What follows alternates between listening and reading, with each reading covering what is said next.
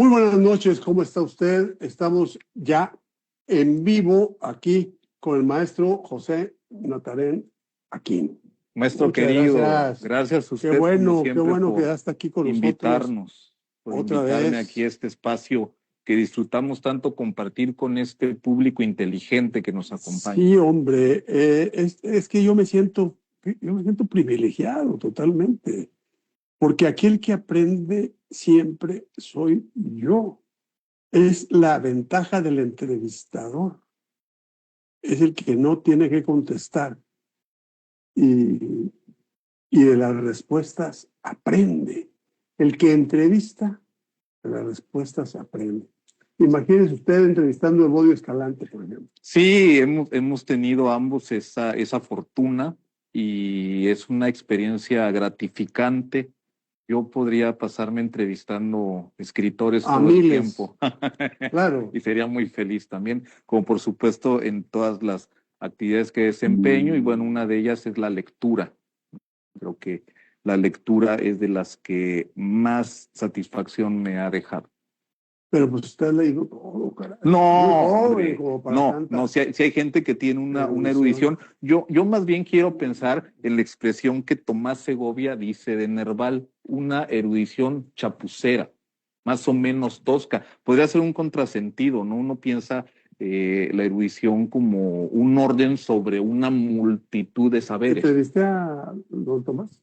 ¡Qué maravilla! Aquí en el Poliforum. Uno de los grandes poetas mexicanos por naturalización, por naturalización, sí, claro. Pero que además fue un gran traductor de poetas franceses. En ese tiempo ya no estaba la revista Vuelta, pero bueno, eran unos pilares. Colaboradores asiduos de Paz, que además también, hasta donde pudo, ejerció un contrapeso, que yo creo que sabemos que eso fue imposible como tal. No, pero aún sí lo entiendo, en lo ese entiendo. imperio pasiano, algunos de sus colaboradores. A quien le mal le atendía, yo creo que era Tomás Segovia. Sí, Salvador Elizondo.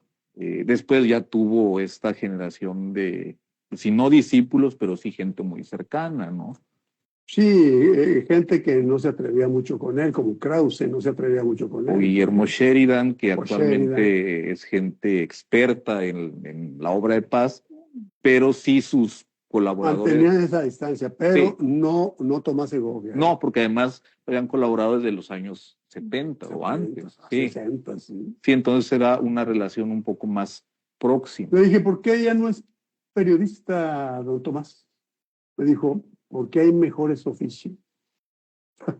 Pues tal vez el de lector, ¿no? Lo que decíamos. El de poeta. Bueno, ese se sufre, se padece, ¿no?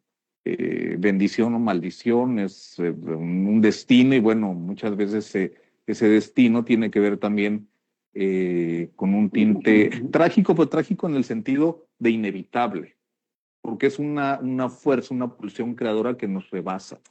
El que hizo muchos programas con Octavio Paz y lo trataba con gran distancia y respeto era Héctor Tajonar. Sí, una serie muy interesante, incluso justamente en una de esas emisiones trataron el asunto de los poetas franceses, que era una influencia fuerte para muchos, pero particularmente Sí, claro. para Paz. Yo recuerdo, tal vez esa fue mi primera aproximación a la literatura, ver a Paz hablando de los poetas franceses.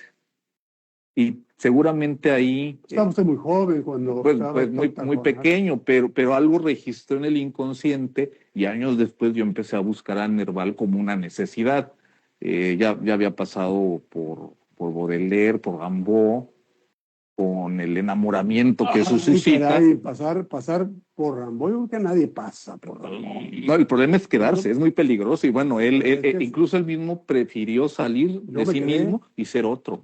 Porque, yo me quedé preso en una temporada en el infierno. Sí, que por cierto la tenemos por aquí en una de las últimas traducciones que editaron nuestros amigos de Círculo de Poesía.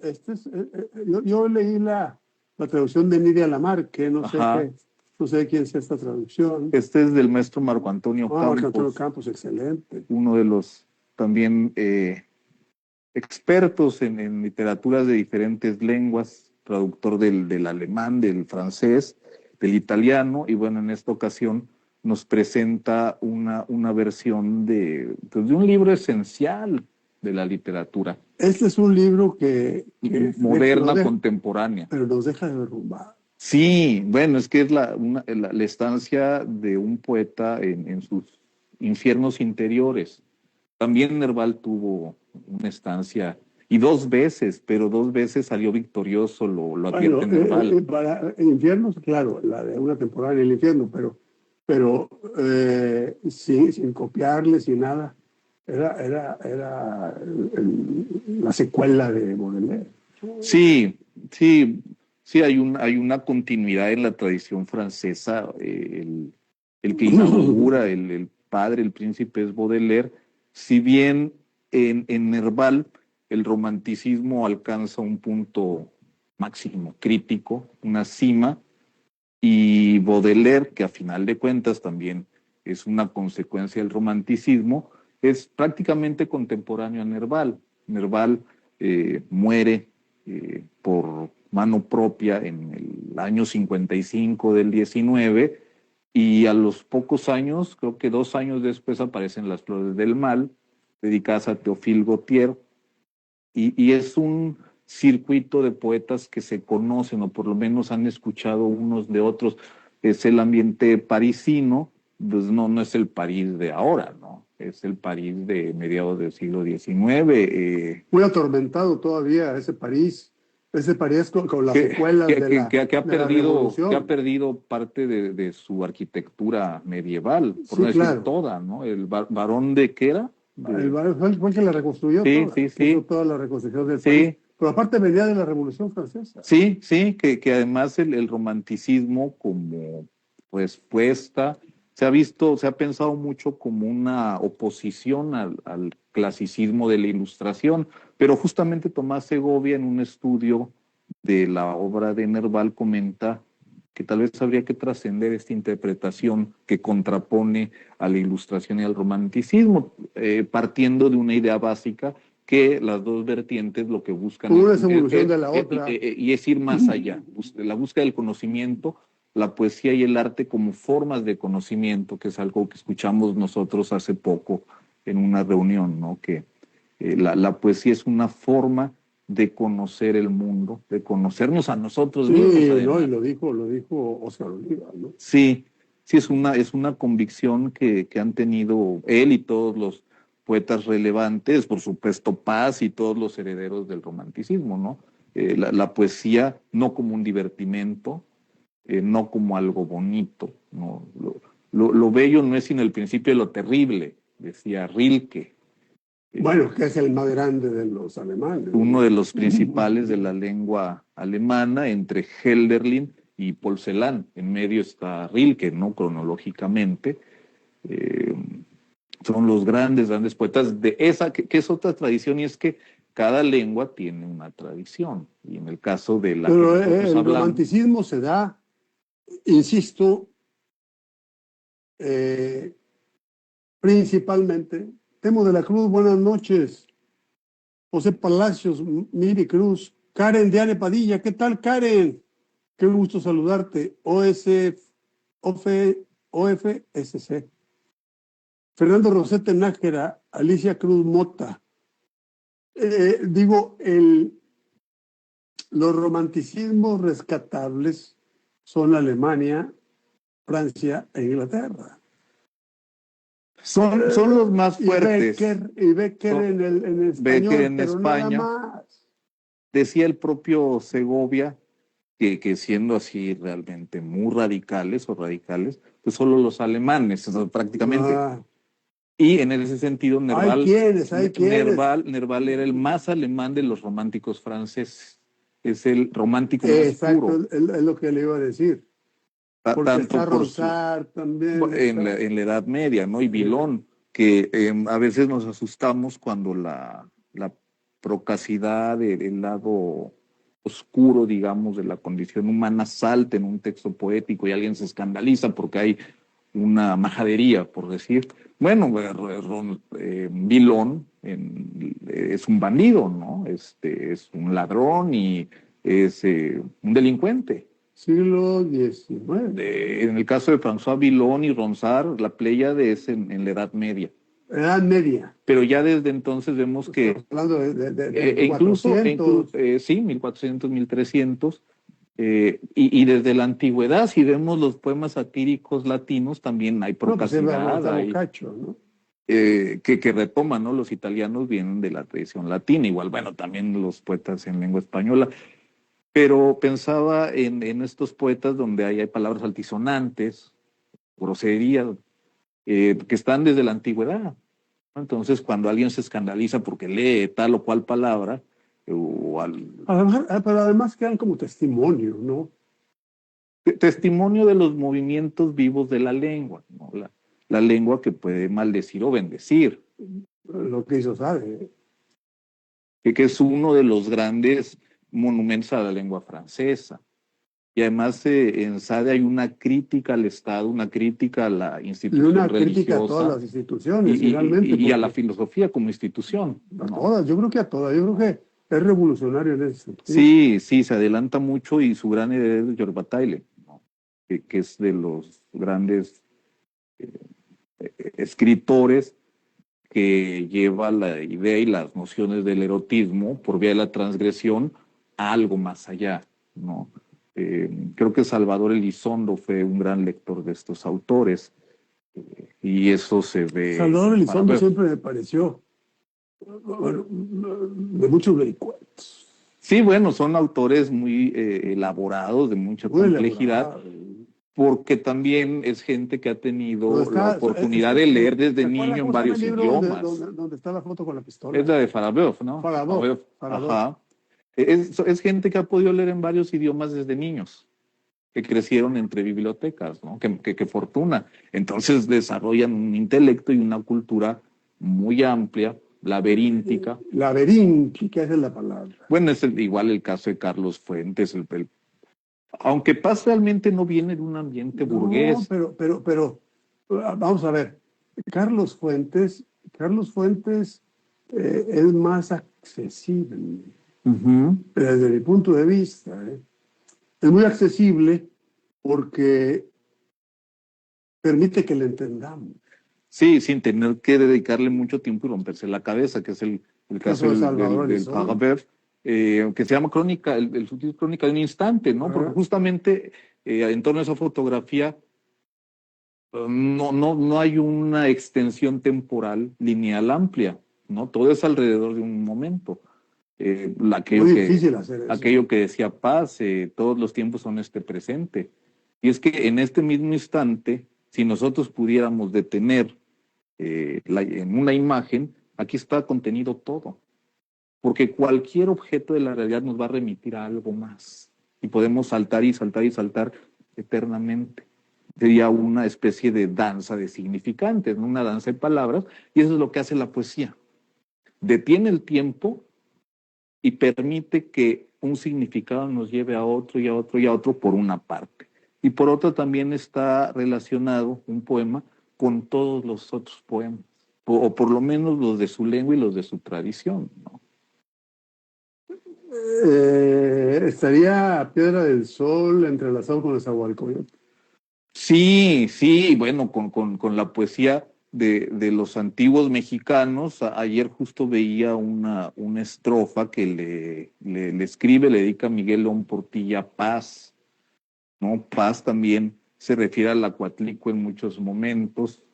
Los muros de Tezón, le dice, por ejemplo, el último evento en el que estuvo Paz, habla del sol de Valle de México. O sea, lo mexicano está muy, muy fuertemente. El Anáhuac. El Anáhuac no está en paz, ¿no? Y no solo esa región alrededor de Mixcoac o del centro. Él estuvo en Yucatán y eso lo recordaba nuestro maestro Bodio Escalante, ¿no? Como maestro rural, y escribe posiblemente el mejor poema de orientación socialista, ¿no? Uno no lo creería de Paz, porque uno se ha quedado con la idea del Paz casi prácticamente neoliberal, ¿no?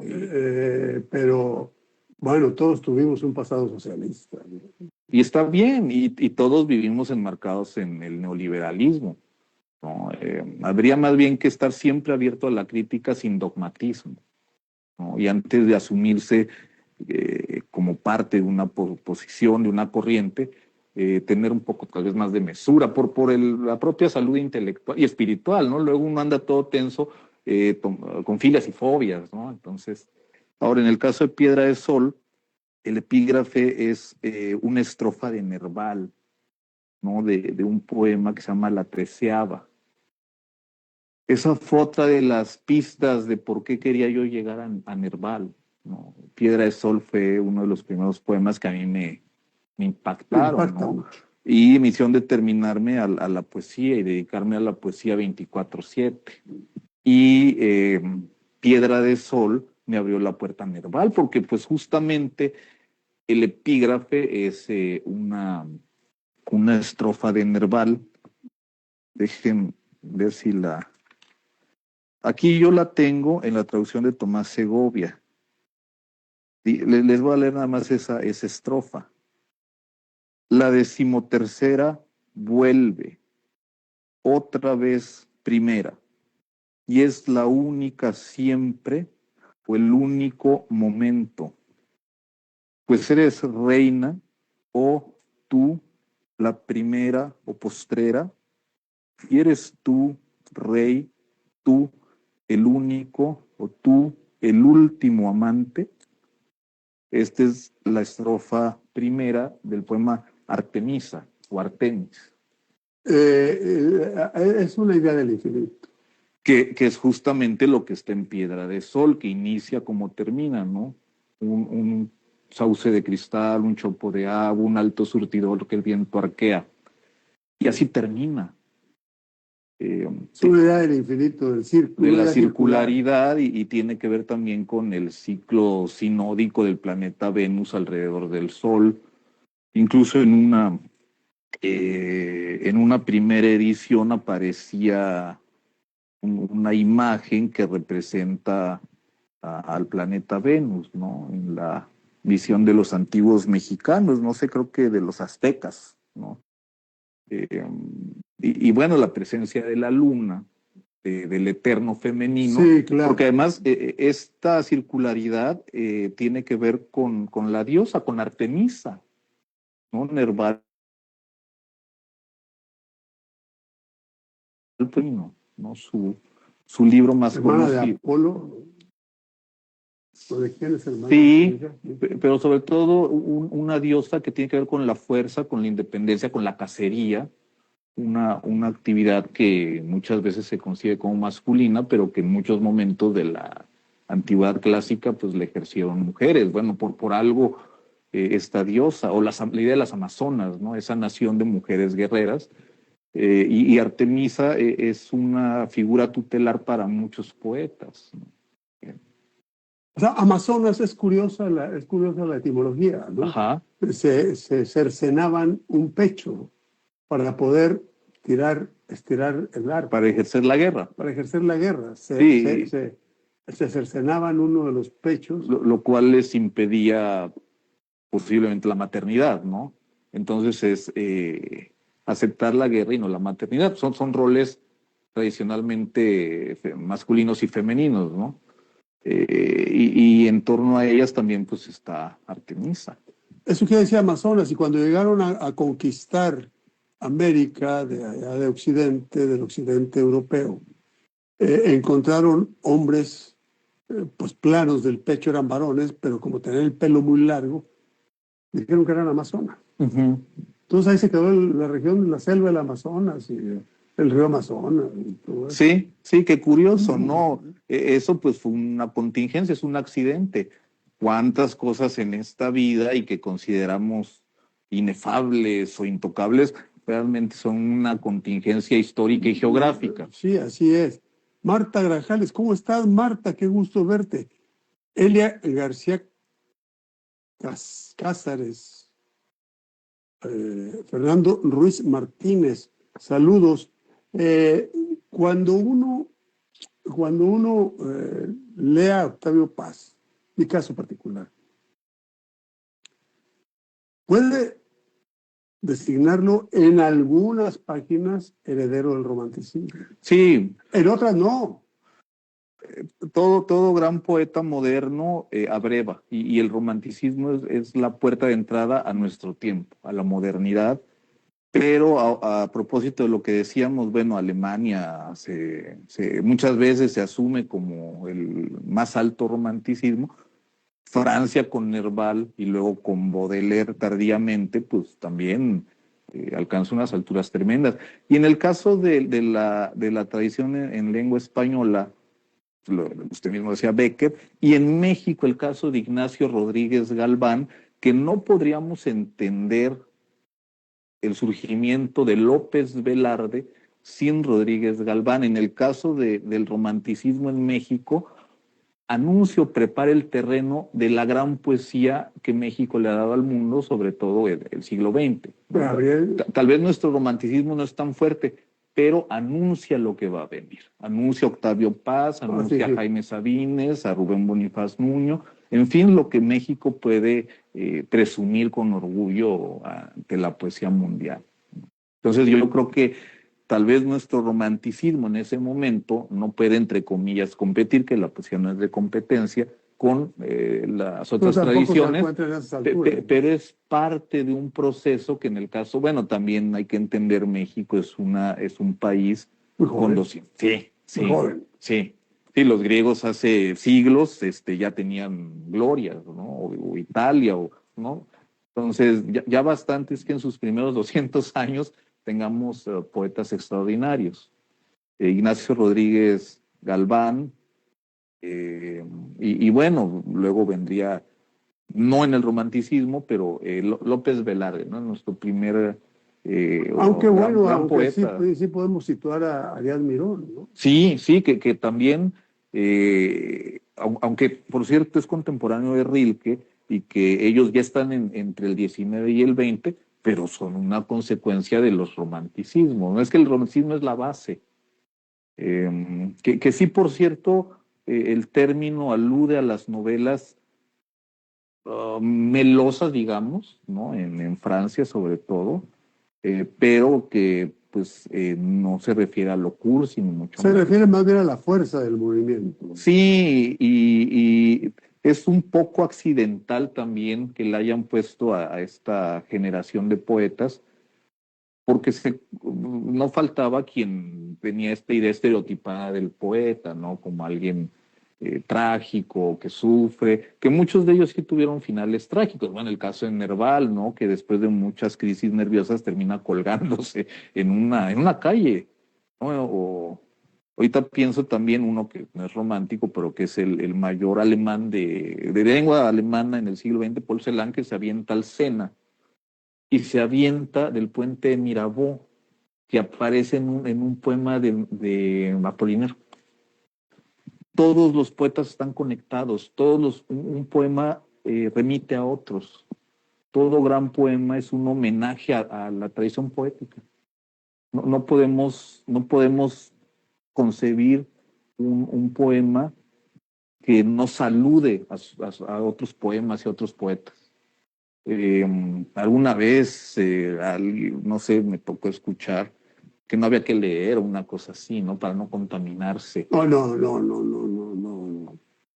Pues así no se puede, ¿no? Hay que romper, y creo que también uno de los compromisos del poeta está en romper todos estos mitos, estas ideas estereotipadas también, eh, en torno al romanticismo, en torno a la poesía, en torno a la lectura, ¿no? A ir despejando toda esa niebla, ¿no? Pero eso es también como cortar la maleza, ¿no? No es a veces muy fácil. Y tampoco es una obligación, digo, si no pero será leer tampoco. poesía es difícil. Sí. No es tarea fácil No. estudiar a Rilke. No. Pero ahora, vale la pena. Pero está en YouTube un programa que ya lo saben todos, ya los eché todos, pero de la mano del maestro Ernesto de la Peña. Caray, se abre el mundo. Sí, sí, hay que buscar las formas de aproximarse. Cuando abre el mundo también este, Antonio de la Torre, que hace los tres poemas, analiza los tres poemas, el primero Sueño, Ajá, sí, bueno, un experto en Sor Juana, ¿no? sí, y luego analiza el de Góngora, no me acuerdo cuál El de es. las soledades. Las Soledades, y no me acuerdo cuál es el tercero. Se lo di precisamente a Cristel Malpica, una poeta de Coapilla, que se volvió loca con ese libro. Dice, pero ¿cómo es posible que escriban así? Todavía nos lo seguimos preguntando, En ¿no? el caso de los barrocos, de De los Góngora, Sor Juana, sí. sí, Quevedo, Lope, de Vega, o sea, Pero sí, Quevedo no lo era, sí lo era muy barroco, por ejemplo, en aquel poema Más allá de la muerte, tiene ¿no? más fama de El difícil sonet. Góngora, ¿no? Sí, claro. Y en esa misma línea está Lezama Lima, ¿no? Le llama Lima y bueno, y qué le pide a Alejo Carpentier, ¿no? Sí, sí, son herederos de Góngora y del barroco. Danae teje el tiempo dorado por el Nilo, ¿no? Inicia la muerte de Narciso. Era un Lezama muy joven, ¿no? Digamos 30 años. Es una lectura difícil. Por cierto, Lezama le entró mucho al ensayo. Esa es otra, y ahorita que decía de... Paraíso es otro de Sí, los no, casos. una gran novela. Escribe ensayo, y ahorita que decía del maestro del doctor La Torre, a mí me encanta leer ensayo y es fascinante, y ensayo de crítica literaria, ¿no? Yo le debo mucho a los ensayos de Bodo Escalante, de Marco Antonio Campos, bueno, de George Steiner, en fin. Bueno, Eh, pero Orstein no escribe ensayos, escribe catedrales. sí, Cuando yo leo después de Babel se llama, o detrás de Babel, o algo así sí, se llama. sí, porque hay un libro de Lizalde, creo que Cada cosa es Babel, uno de los primeros No, libros, es otro. pero no el de El Steiner. de Steiner Sí. ese es No, bueno, es que sí, una catedral, ese sí caray, era un erudito, pues. erudote. Sí, no, no, Pero lee uno y dice, ¿cómo es posible tanto? no, un tipo brillante, y además consagraba la cátedra a la enseñanza, a compartir su conocimiento. Claro, saludos, Toño Luna. Gracias por acompañarnos aquí en esta conversación, eh, donde tenemos algunos libros. Aquí está Libertad bajo palabra, obra poética. Eh, Octavio Paz era afortunadísimo para bautizar su libro. Sí, sí, Afortunadísimo. sí, la estación violenta no es aquel donde se incluyó Piedra del Sol, aunque Piedra del Sol también fue editado Corriente nada más. Sí, alterna. versiones y diversiones se llama el de traducciones, ¿no? Los Eh, privilegios de la vista. sí, sí, que es ensayo sobre pintura, Pintura. ¿no? Las trampas, Sor Juana Inés de la Cruz o las trampas Trampas de de la la fe. fe. Sí, Paz tiene esa virtud de nombrar sus libros con una gran belleza. Pero, bueno, aquí en Libertad bajo palabra está Piedra del Sol. Ajá, sí. Está Piedra del Sol como un eh, enorme canto de largo aliento.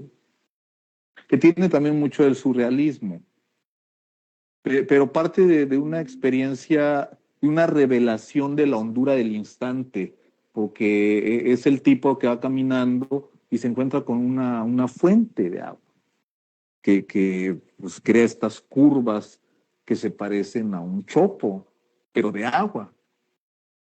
Y es del agua, pues es como un sauce de cristal. Y hay otro poema que a mí desde muy joven me impresionó mucho, Octavio Paz, donde va caminando en la calle y se encuentra consigo mismo. Da la vuelta y se encuentra consigo Ujú, mismo varias veces. ujú. Es otra vez la idea del infinito. Y del otro y de la otredad, pasado en claro, el nocturno de San Ildefonso, son los momentos más afortunados de paz, el paz de largo aliento. Sí, Sí, que seguramente son los poemas extensos de paz donde nos permite acompañarlo en una revelación de esta profundidad del tiempo. El tiempo es una de sus preocupaciones principales, bueno, también el amor y el erotismo. Tanto así que también como ensayista nos brindó esa obra maestra que es La llama doble, su último libro. Sí, fíjese que si gustan les leo nada más el inicio de Una temporada en el infierno. A ver si no nos deprimimos para todo el fin de semana. Yo creo que nos va a dar mucha fuerza. Eh, una temporada en el infierno.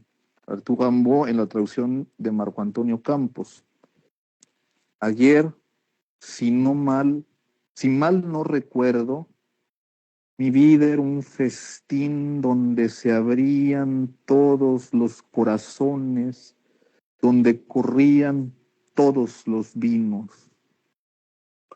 Una noche senté a la belleza en mis rodillas y la encontré amarga y la injurié. Me armé contra la justicia. Huí, oh miseria, oh hechiceras, oh odio. A ustedes mi tesoro les confié. Logré desvanecer de mi espíritu toda la esperanza humana, a toda alegría para estrangularla. Di el salto sordo de la bestia feroz. Así inicia esta temporada en el infierno de Rimbaud. No, caray, a mí algo me dio con el airecito este que está llegando, pero bueno. Rimbaud es como una chiva en cristalería en las letras francesas, ¿no? Y en la vida. Y en la vida. Y algo hizo que se diera cuenta de ello y saltó a otra vida. Se convirtió en otro. Yo es otro, afirma Rimbaud, pero eso no era nuevo, es una idea que ya está en Nerval. Yo soy otro, apunta Nerval en algún retrato. Entonces, a ver, saludos a Toño Luna, Mayra Velázquez, Jenny Javier Mayo, Claudia Liliana García Gómez, saludos. Ay, muchas gracias a todos por acompañarnos, porque realmente la experiencia poética tiene algo de colectivo, podemos todos entrar en comunión en torno a los poemas. El poema es una llave, es una puerta que nos lleva a esta experiencia de la poesía, que lo que sea la poesía, que es algo pues, un misterio tremendo, ¿no? Por eso todos aprendemos de todos, ¿no? Realmente yo soy un aprendiz y soy un lector que viene a compartir el entusiasmo por los poetas que admiro, ¿no? Realmente yo no me considero un maestro, pero acepto su gentileza cuando me lo dice, ¿no? Pero yo creo que siempre hay que mantener esta transparencia para poder escuchar, porque si uno considera que ya sabe... No, en ese momento deja de existir. Y deja de escuchar y deja de atender a los otros y lo otro. Tenemos que ser muchas veces el vaso vacío, no el vaso lleno y colmado de saberes, ¿no? Eso se lo dejemos a los libros de Steiner. Sí, bueno, ya cuando lee uno Steiner, ya dice, ya nadie sabe más. Claudia Liliana García Gómez, gracias por estar con nosotros. Vamos a un anuncio, por favor, Sharon. La gasolinera La Fuente, que nos patrocina este espacio. Ya sabe usted que llenar su tanque ahí en La Fuente es garantía de los litros completos y además le queda a la pasada. Siempre La Fuente está a la pasada. Todos sabemos dónde está La Fuente. Gasolinera La Fuente, el punto referencial más conocido de Tuxtla Gutiérrez. Gasolinera La Fuente. Doña Elizabeth Pérez Aragón, doctora, qué bueno que ya está aquí con nosotros. Va a estar conmigo el próximo jueves. Pues hay que estar pendientes de la transmisión. Sí, hay de que hecho, estar yo les sugiero que nunca se pierdan ninguno de los programas. Sí, bueno, cuando uno lee también la poesía erótica de don Tomás Segovia, ahí encuentra uno cómo entra a la casa del jabonero y jamás resbala. No, bueno, hay poetas que pareciera que siempre aciertan, y especialmente Gracias, Nora, sobre gracias. ciertos temas, ciertas atmósferas. En el caso de Segovia, en el caso de Paz, en el caso de Sabines, hay una celebración de la carnalidad, del deseo, del amor sexual, en versos memorables, ¿no? Entonces, bueno, y de la mano de la carnalidad va la muerte, que es el embés, es el otro lado del amor, ¿no? Creo que dice Paz que a la vuelta del erotismo está la muerte. Y eso también está en Dios Fatale. Son nuestras condiciones esenciales, ¿no? Seres que aman y seres que se están muriendo, el Eros y el Tánatos, que están entrelazados inevitablemente desde el primer día hasta el último, de cada uno y de la humanidad. Decían los latinos, si abrazas a un ser amado, ten en cuenta que es mortal. Sí, sí, sí. Y aquello de alguien que le recordaba al emperador, que es el que puede llegar a pensar antes que otros que es inmortal, recordarle que no todos estamos de paso. Y esa conciencia de la muerte también nos permite un crecimiento intelectual. Claro. Nos da posibilidad de explorar con mayor acierto las rutas del conocimiento. Todo el mundo se ocupa del amor y de la muerte. Más el propio Sabines dice, de pronto nada más nos quedan amor y muerte. Sí, en las experiencias límite o en las situaciones más delicadas de la vida, solo sucede uno o lo otro simultáneas, pero todo lo demás pasa a ser lo de menos, ¿no? Por amor, bueno, desde la Ilíada, ¿no? Todo empieza por el deseo, y de la muerte pues nada se escapa, ¿no? Y son temas que están, por supuesto, en la filosofía, Pero la están en muerte el también arte. tomada como una entidad en sí, supraabarcadora, porque la muerte nos vuelve diminutos a todos. La famosa expresión, ante la muerte no somos nada, tiene mucho sentido. Y es que todo se consume, el universo mismo, todo es cambio, todo es transformación. Las propias partículas que nos dan fundamento tienen un tiempo de vida de fracciones mínimas de segundo. O sea, el universo mismo se está mudando de cuerpo en cada momento. No somos los mismos átomos que hace 8 días. Sí, eso ya es decir una eternidad, 8 días. Los propios átomos en sí mismos están mudándose de sí. Y además que todo cambia, la permanencia es una ilusión.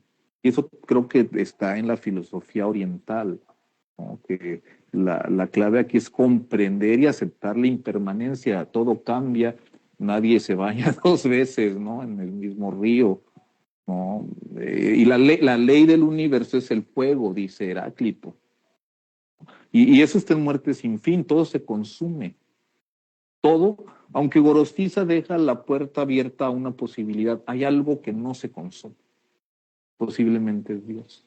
Lo que sea, eso que permanece frente a todos los cambios de las formas. Cuando la poesía se acerca o toca a la ciencia, ahora que están diciendo que, bueno, el telescopio Webb encontró en el fondo de microondas luces que provienen de antes del Big Bang. Sí, que tal vez Entonces, no hubo solo un principio, ¿no? sino que ya había otro universo que colapsó y una cadena de colapsos en la eternidad. Claro, entonces... Que ya un solo universo de 15,000 millones de años, pues para nosotros es la eternidad, ¿no? Pero aún así, los científicos llegan a concebir más y ciclos cada vez más amplios.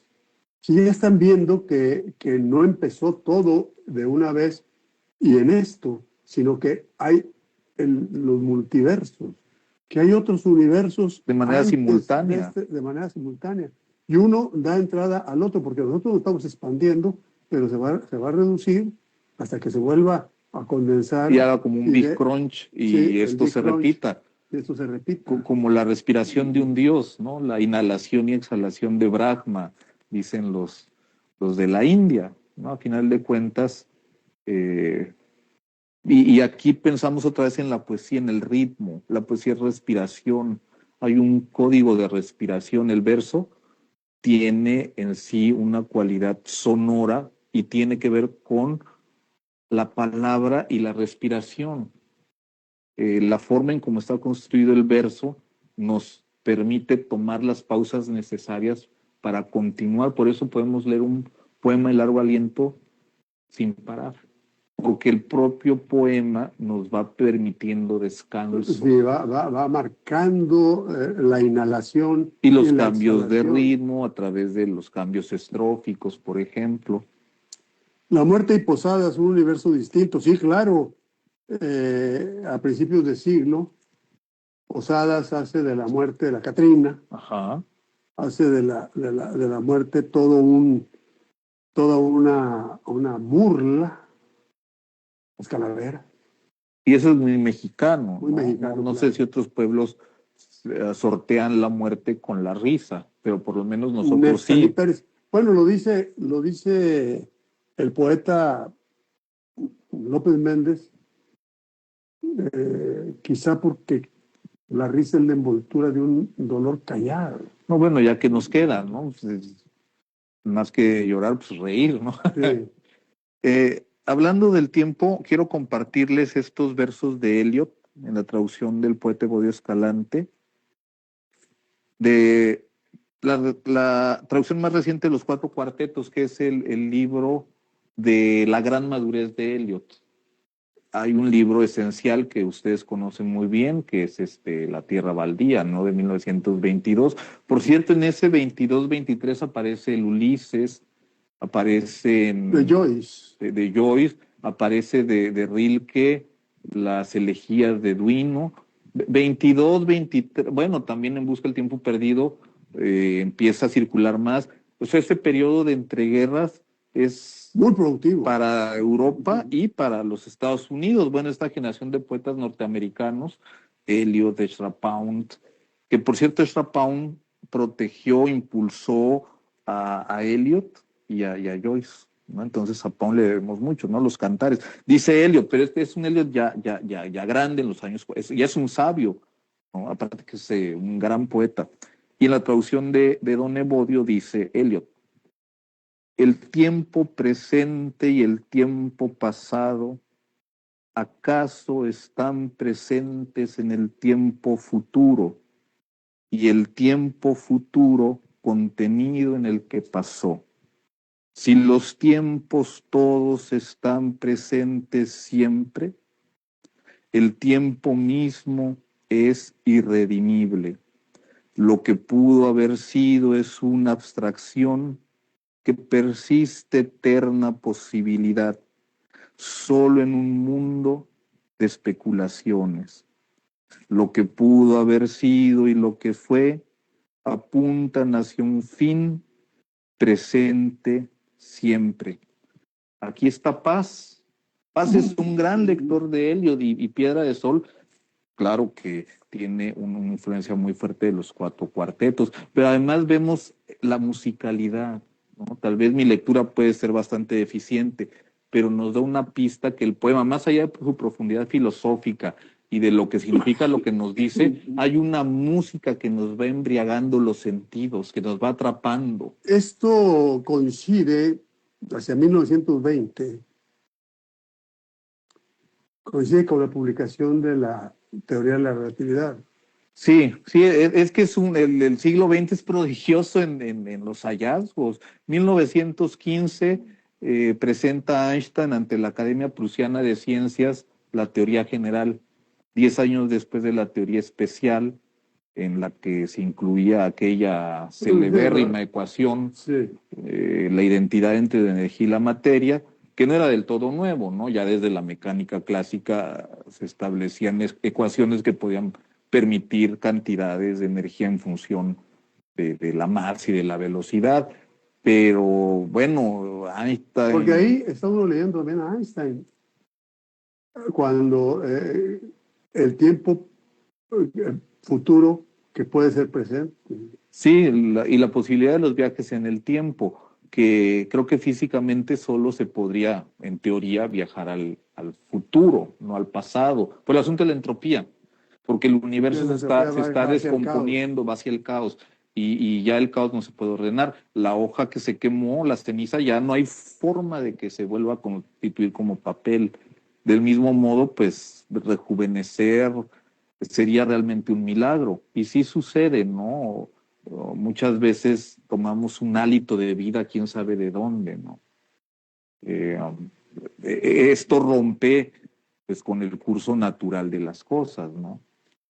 Y esta idea mágica y de lo sobrenatural está en la poesía desde un principio. Y hace rato que usted decía que también la ciencia, y bueno, ahorita mismo que pensamos en Einstein a partir de Eliot, la ciencia, la religión, la filosofía están unidas en un principio en el lenguaje poético, ¿no? Es que al principio fue la poesía. Al principio fue la poesía.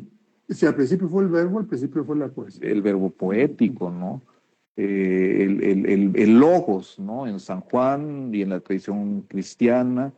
En el caso del Fausto de Goethe, es la acción, sustituye, juega con esta expresión y dice en el principio fue la acción, el movimiento. Pero Juan Ramón Jiménez también da el golpe y dice en el principio fue el destino.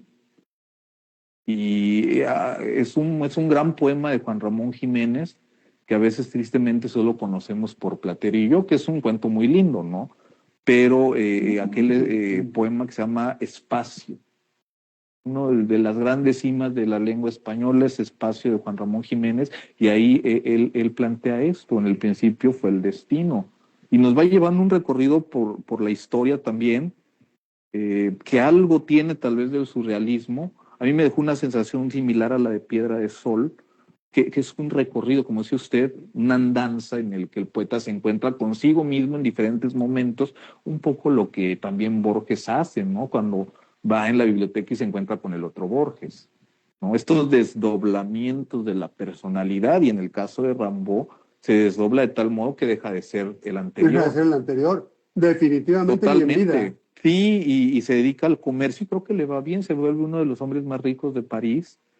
Negocios poco lícitos, creo, en el África, que era muy común. Pues vendiendo, traficando. Sí, marfil. Claro. Pero ya no vuelve a escribir. Cuando alguien dice de un niño poeta, pues yo solo pienso en Rimbaud, que a los 17 había escrito, ¿no? Ya su obra poética, 18, 19, que es cuando aparece la temporada y las iluminaciones y hasta ahí, ¿no? Entonces, sí, volviendo al asunto de la ciencia y del tiempo, es un periodo muy, muy, muy fructífero. Tristemente vendrían los horrores de la Segunda Guerra, del Holocausto. Teodoro Adorno, ¿no? Que alcanza a decir que después de eso ya no sería posible escribir poesía. Pero él mismo se desdice. ¿Y por qué se desdice? Porque lee a Paul Celan. Así como Heidegger, que se sintió atrapado relativamente por Paul Celan, este poeta de la Bucovina, que también hace rato les decía, ¿no? Se aventó al Sena eh, pensando en el puente de Apollinaire. Entonces toda la tradición poética está conectada y además con todos los saberes. Qué bueno que menciona la ciencia. Yo creo que los que aspiramos a la poesía debemos de amar el conocimiento en todas sus formas para enriquecernos y tener de qué escribir. Es que aquí les pregunta. Leer para vivir, para morir, poesía para la poesía. Y aquí tal vez le caiga mal a quienes consideran que la poesía debe tener un compromiso social no. o...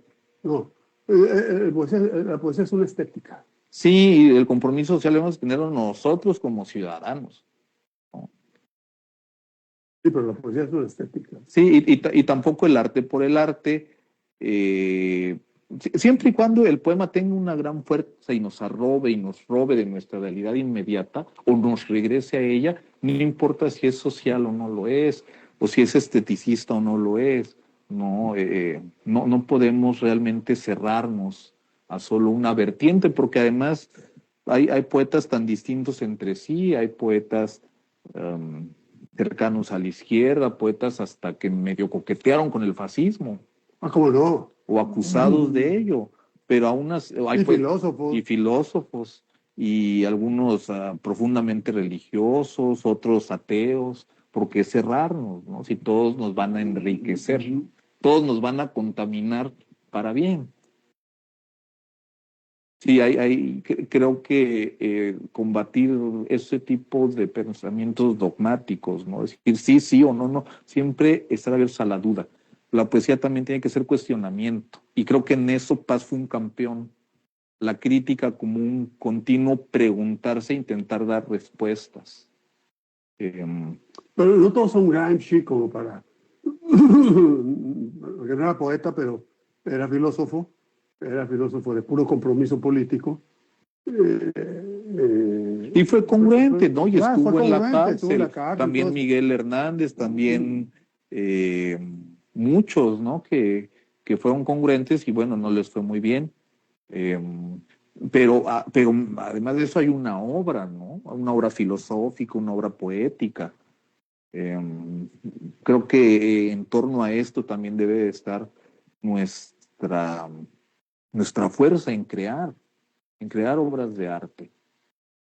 Porque critican a Díaz Mirón precisamente porque se entregó al Chacal, ¿no? Sí, sí, y tuvo pero la un obra cargo de... habla por él. Sí, no, bueno, es que... Simplemente la giganta. Lascas, la giganta, que es un homenaje a Baudelaire, a la giganta de Baudelaire. Pues sí, claro. Y fue, creo que senador, ¿no? De la República. Diputado. Por Veracruz. Diputado por Veracruz. Y sí, pues más o menos cercano al dictador. Creo que después, como se escondió Díaz Mirón, un día lo encontró Huerta y lo abofeteó. En fin, pero pues la poesía de Díaz Mirón va más allá de eso. Bueno, es como, claro, como Vilón, que decíamos era un criminal, pero nos dio grandes poemas. Neftalí Pérez dice, aunque no es el tema que se está tratando, el Big Crunch fue una hipótesis que fue aceptada hasta finales del siglo XX, bajo la suposición de que la fuerza de gravedad en algún momento podría frenar la expansión del universo. Sin embargo, se descubrió que el universo no solo se está frenando, sino que se está acelerando debido a una fuerza desconocida, la energía oscura. Gracias. Hernán Becerra Pino, escritor. Olivia Ayala Chiunti, saludos. Pero todo ello, sí es cierto, no, sí es pertinente el comentario, desde luego. Sí, porque hablábamos de ello, de la respiración de Brahman, ¿no? Que debido a lo anterior, dice, efectivamente es más... ya salió, ya lo quitó. Pero no, sí son pertinentes estos comentarios, desde luego. Cuando leemos la poesía y la poesía nos devela lo que no sabíamos, porque normalmente eso hace el poeta. Bate viene de vaticinar. Sí, y el vaticinio viene de ver o escuchar algo que ha sido dado por los dioses, ¿no? Cuando dice, el niño Dios te escrituró un establo y los veneros de petróleo del diablo, bueno, pues estaba vaticinando cómo nos iba a ir con el petróleo. Y es que ya se veía venir, ¿no? Que sí, pero él lo veía venir, pero... Sí, él sí, el siglo XX. Sí, en el 21, que murió muy joven, qué gran poeta, Ramón, pero también, aunque es muy joven, también es viejo, ¿no? Bueno, lo mismo dice Cuauhtémoc, ¿no? Nuestro joven abuelo. Autorrefrenado por el catolicismo. Yo lo veo muchas veces siempre con la sombra. Pero posiblemente si no hubiera tenido esa, ¿no? ese corsé o esa presión encima, no hubiera escrito esos grandes poemas. Tal vez si hubiera tenido el desenfreno y la voluptuosidad total e irrestricta, no hubiera sido el gran poeta que fue. Posiblemente todos los poetas tuvieron que vivir lo que les tocó y lo que eligieron y las consecuencias de lo que eligieron para escribir esos poemas que a final de cuentas constituyen un solo poema escrito por la humanidad. Todos los poetas contribuyen a la gran poesía. Y antes de que... ya se nos está acabando el tiempo. Sí, me gustaría justamente despedirme con Nerval, con El Desdichado, por aquello de la temporada en el infierno, que si Rambo le tocó una, a Nerval le tocaron dos. y ya la tercera no regresó. El desdichado que está en español porque así aparece en una obra romántica de Sir Walter Scott, el Ivanhoe, era como se presenta el caballero Ivanhoe, y se siente plenamente identificado Nerval con ese caballero desdichado que ha perdido todo. En el caso de Nerval ha perdido a la amada, que es Jenny Cowlon, y que él la refigura como Aurelia. Por cierto, en Aurelia hay uno de los mejores inicios de la literatura. El sueño es una segunda vida. Así inicia la Aurelia de Nerval. Y es muy sabio. Desde después Michel Foucault lo reconoce, ¿no? Y retoma la locura de Nerval. Dice en este soneto, en la traducción de Tomás Segovia: yo soy el tenebroso, el viudo, el sin consuelo, príncipe de Aquitania, de la torre abolida, mi única estrella ha muerto, mi laúd constelado también lleva el sol negro de la melancolía. En la nocturna tumba, tú que me consolaste, devuélveme el pausílipo y la mar italiana, la flor que prefería mi pecho desolado y la parra en que el pámpano con la rosa se une. ¿Soy amor o soy Febo, Luciñán o Virón? Mi frente aún está roja del beso de la reina. En la gruta en que nada la sirena he soñado. Y vencedor 2 veces traspuse el Aqueronte, modulando tan pronto en la lira de Orfeo suspiros de la santa como gritos del hada. Muy, muy doloroso esto. Sí, sí, era un hombre Sumamente atormentado. doloroso. A ver, aquí Neftalí está retomando, dice, debido a ello, la hipótesis más aceptada es que en algún momento toda la materia contenida en el universo se dispersará y se enfriará. El universo apagará su luz. Pues sí, y la poesía se refiere a eso también. Sí, incluso en la poesía ya sucedió y ya alguien ya lo vio y ya escuchó ese estertor último del universo. Bueno, Gorostiza, ¿no? Gorostiza En Muerte alcanza a sin ver la fin. muerte del universo, cuando todo se consume, salvo un último reducto, ¿no? Sí, muchos han dicho es que es la muerte de Dios. Pues es que posiblemente es todo lo contrario. Dios es lo único que no muere en el poema. Puede ser también en la esperanza. Sí, pues la esperanza de que Dios sobreviva, aunque nosotros no, y nosotros ya no estemos, ¿no? Y es necesario tener esperanza, y una esperanza más en el presente que en el futuro, o en un futuro muy inmediato, ¿no? Y la esperanza como fuerza para poder crear y hacer, no esperar nada más, sino realmente la acción, ¿no? Lo que decía el Fausto, ¿no? En el principio fue la acción. Somos seres humanos en tanto podemos transformar nuestro entorno, que es lo que los marxistas pensaron como el pecado original, ¿no? La irrupción del trabajo, de la mano de obra que transforma a la naturaleza, que humaniza la naturaleza. Es lo que nos distingue de las otras especies. O sea, las hormigas en estricto sentido no trabajan, ¿no? Ni siquiera realizan tareas, y seguramente tiene un nombre propio lo que hacen las hormigas. Es similar al trabajo, pero no hay una conciencia y una organización consciente. Saludos a usted, a su invitado, maestro Enrique. Muchas gracias. gracias, Neftalí. Gracias por su intervención, sus comentarios. Bueno, pues se nos acabó el tiempo. Qué gusto estar escuchando, ¿no? No, pues el gusto es mío de estar con usted y con todos nuestros amigos Sí, y amigas. amigos y amigas que se dieron cita aquí. Para pasado mañana va a estar la doctora Nora Elizabeth. Hay que estar pendientes. Hay que estar pendientes porque va a hacer sus comentarios. Gracias, maestro José Natarén. Gracias a todos ustedes, a ustedes, a hombres y mujeres que estuvieron aquí escuchando al maestro José Natarén. Y No, los bueno, hace- el maestro esta vez ha sido Nerval. Bueno, y Nerval. también Rambo y también Elliot y bueno, todos los Claro, que... todo lo que hemos Y Paz, todos. Paz. Ellos son los maestros. Ellos son, y nosotros somos los lectores. Sí. Yo soy, y bueno, yo le doy las gracias también a Sharon Ortiz por haber hecho posible este programa, y soy Enrique García Cuellar. Lo espero pasado mañana. Va a estar la doctora Nora Elizabeth Pérez Aragón. Muy buenas noches.